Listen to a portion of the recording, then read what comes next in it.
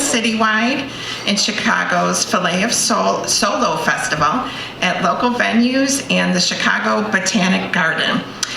Marcia is an Illinois Extension Master Naturalist, and she enjoys telling stories in the woods. I think we need to go into the woods for some stories. Let's welcome Marcia.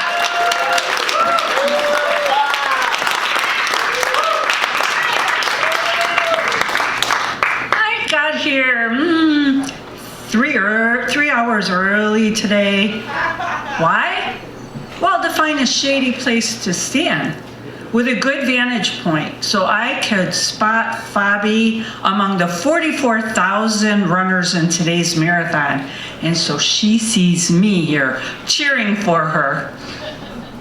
But it's been about 2.5 hours now, and the marathon app on my iPhone just beeped to notify me that Fabi's at mile 10. Just mile 10? So she'll be here in another hour maybe. Oh, I guess I better just chance losing this spot and find a place to sit down. Well, there's a patch of grass next door, and I go to sit on it and see, oh, it's mostly dirt. What the hell? I cross my bare legs, sit down, and pull a bottle of water out of my backpack. 20 minutes later, I get back to my spot, and the shade has slipped away. I feel perspiration trickling through my hair, and my tank top is sticking to my skin.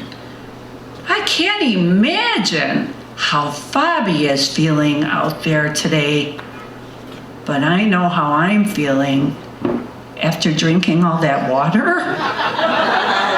I have to go. I don't want to miss seeing Fabi, but I really have very little choice. But there are nothing but houses around here.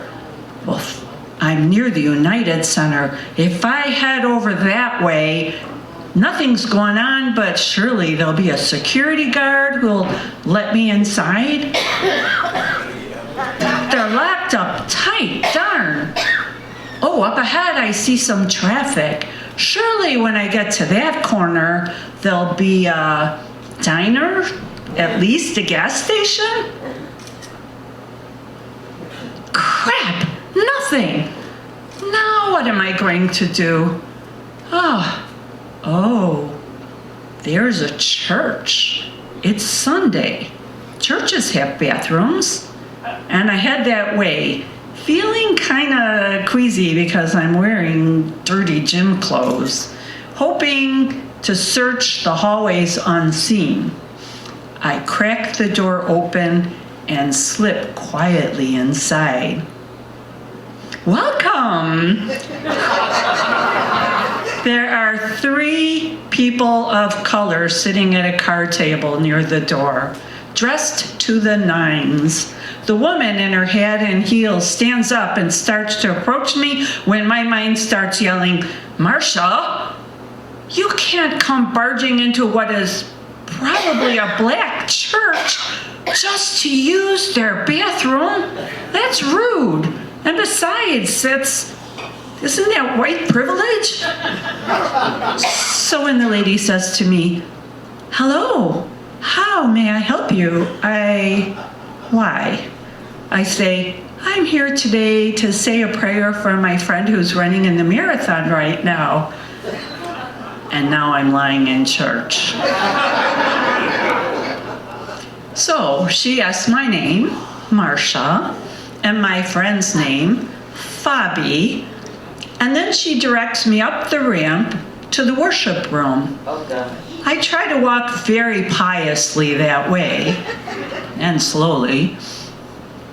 But what I'm really planning to do is, as soon as I hit that room, I'm going to run right through it and out another door to find the ladies' room in maybe the basement? I don't know. Oh no. This room is filled with people. They're all dressed in their Sunday best. Hoping nobody sees me, I quickly sit down in the last pew. And in case somebody has seen me, I pretend I'm praying. But what I'm really doing is counting to 60. 1 minute in church is enough, right? 58, 59, 60. I stand up ready to go. Oh, the welcome lady is waiting for me in the aisle. Oh boy. She says, Marcia, we would like to invite you to join us in our service today.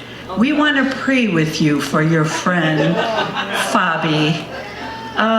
Thank you, ma'am. That's so thoughtful of you. But what I really need to do is get right back there.